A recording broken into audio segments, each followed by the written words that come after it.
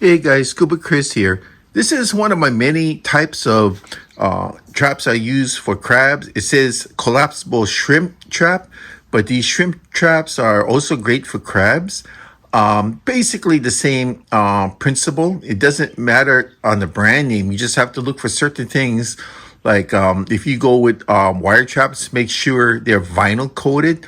This one here, the frame is vinyl coated, but the material in between is netting, so it makes it much lighter.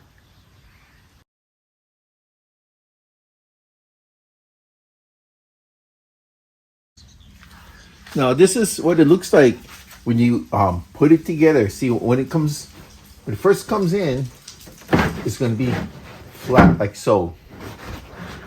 So you see that?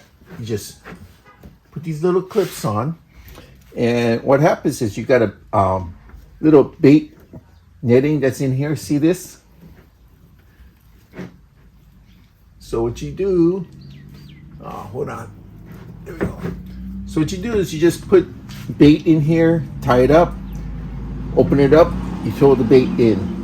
Very simple. And you notice over here, look, see that?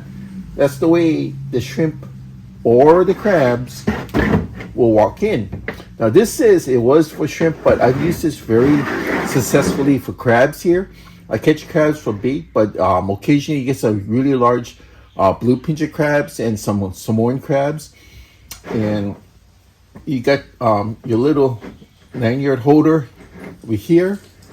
So what I found is that, just tie a rope to this or just use a clip and you throw this off a pier and go straight down.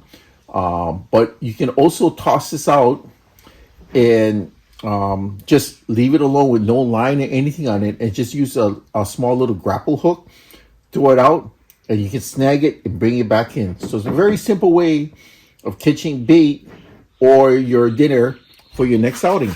Thank you.